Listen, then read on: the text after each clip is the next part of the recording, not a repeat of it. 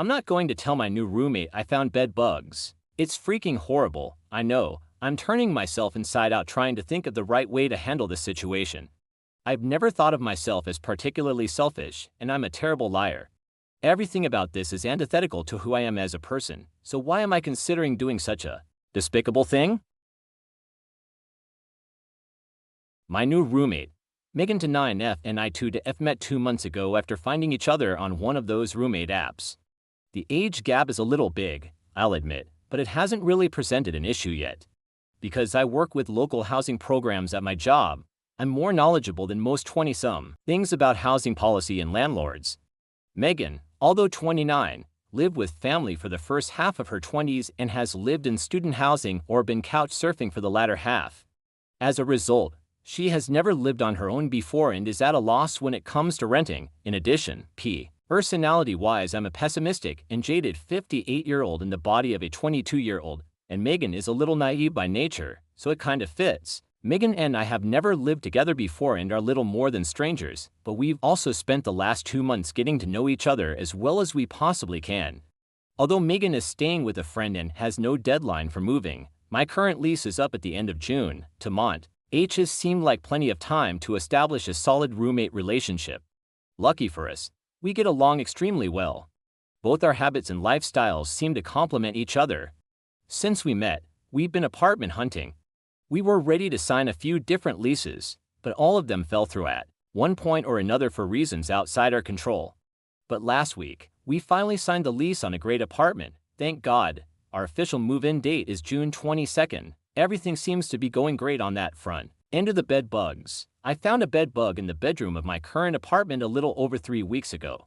I had a white trash bag sitting on the floor, and I saw a little black bug, the size of a small apple seed, crawling on the plastic. I instantly recognized it and submitted a maintenance request to my property manager that same day, with a picture attached. That was Sunday. At the beginning of May, I put in the request and then forgot about it for a few days. I figured an exterminator would come by soon and the problem would be resolved quickly. I even wondered if maybe I'd been lucky and it was just the one. 10 days later, on a Wednesday, I decided to check for bugs. I hadn't seen a thing since then, and I hoped that maybe I'd been wrong about it being a bed bug. I lifted up my mattress and found nothing. And then I looked over my box spring, still nothing. I sighed in relief and turned the box spring, still nothing. I sighed in relief and turned the box spring over so I could examine the underside. That's when I found at least 20 live bed bugs, from so-small-a-can-barely-c to ridiculously bulbous and large, skittering along the bottom edges. There were also at least a dozen pale white eggs, so small I'd have missed them if it weren't for the rest. I think I stopped breathing. Earlier that week, I'd lost some faith in the exterminator and bought a can of Raid foam spray. I immediately grabbed that can and began spraying everything I could. I took lots of pictures and collected the Jesus bugs in a jar filled with rubbing alcohol. I'd started to wonder if I'd need evidence, if maybe the exterminator and my PM just weren't worried enough. Well, they would be now. As I sprayed and sprayed, and as the hours ticked by, I became angrier and angrier. I wondered why no one had come yet. Even then, angry as I was, I could understand why there was no urgency. It's possible the exterminator and my PM didn't believe my roommate and me, picture or no. You see, a few months back, my current roommate, Ash2ONB, knocked on my door late one night and told me they'd found a bed bug crawling on one of their stuffed animals. Perfectly calm, asked to see it, but they said they didn't have it. As soon as they saw the bug, they squished it immediately and flushed it down in the toilet. While this might have made sense to them at the moment, I was furious. Although I'd never had bed bugs before, I knew that there were lots of bed bug lookalikes. It could have been practically anything, without evidence. The only thing we could do was act as if it was a bed bug, and that meant we would need to panic. And panic we did. Ash and I stripped our beds bare and spent the next few hours running all of our bedclothes through the dryer. Then we checked every inch of our rooms for more evidence of bugs. Nothing but nothing. They sent in an exterminator who sprayed down Ash's mattress, and who then told us to spray the furniture down with rubbing alcohol and remain vigilant. And then, once no more bugs were found, we both moved on. Cut to now. I don't know if the bed bugs I found came in with me or Ash recently, or if they're just the result of what Ash found all those months ago.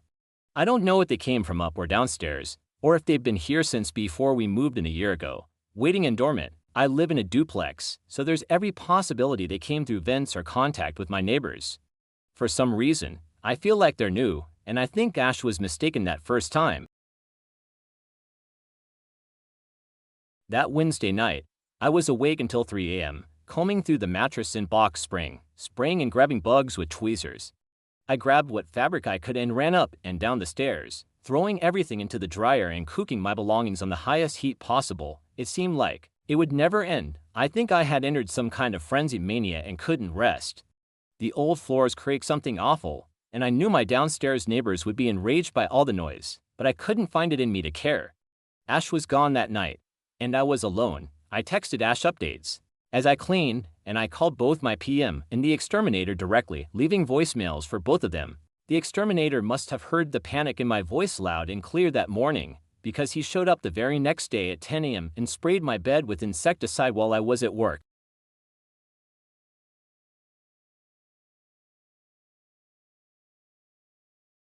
On my nightstand, he still didn't believe me. He called me afterward and said he couldn't find a single bug in my box spring. I couldn't believe it, and part of me wondered if he'd half-assed the spray job because of it. That Wednesday marked the beginning of my troubled sleep. It's when I started getting itchy red welts along my arms and shoulders, and when I spent most nights sitting up, scrolling through article after article about the best methods for eradicating bed bugs. They're nocturnal, you know, and they hide during the day. The best time to look for them is in the early hours of the morning, around 2 or 3 a.m. Every other day, I'd flip my bed and check the seams with tweezers and a flashlight. I found 3 to 5 bugs on the mattress since then, but that's about it. This would be the kind of thing to break me. It's been a very, very hard year. It started last summer when my car was totaled in an accident. Not my fault, but the other guy had expired insurance and, well, you know. I was still in college at the time and had to pull out $7,000 in additional student loans to afford a new car. This led to a chain reaction of debt, and I've been sinking deeper and deeper into a bottomless pit. I also moved out for the first time a year ago. Yep, that's right. This is my first apartment, yippee. I've been working a job that I hate but can't leave for the past year as well. I'm thrilled to say that I was offered the job of my dreams and will be starting next month. But I will also be moving to the new apartment that same weekend. My best friend was supposed to help me move, but she backed out because of the bugs, and now it looks like I'll be moving, all on my own, and no, I can't afford movers. It's strange how so many life events seem to occur around the same time. I'm under so much stress. It's like the universe is trying to kill me. Discovering bed bugs right when things seem to finally be looking up is the worst kind of irony. I spent a weekend wallowing in self-pity. I gave myself that time to feel sorry for myself and complain to my close friends and family, the only ones I could trust with this kind of a secret. And then I picked myself back up and started drawing up a plan. I am well on my way to becoming a certified bed bug expert. I have a list of methods for resolving a bed bug infestation, and if I can put these methods into a defined process, then maybe I can beat this thing. Maybe, just maybe, I can get this situation resolved to the point where I can move to the new apartment, and the bugs won't be raveling with me.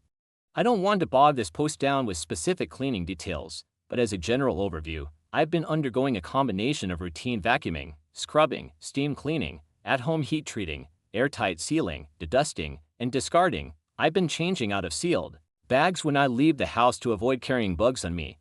I'm hoping to get 2 to 3 rounds of insecticide sprays from my landlord's pest company before I move out completely. The next spray on schedule is June 5th.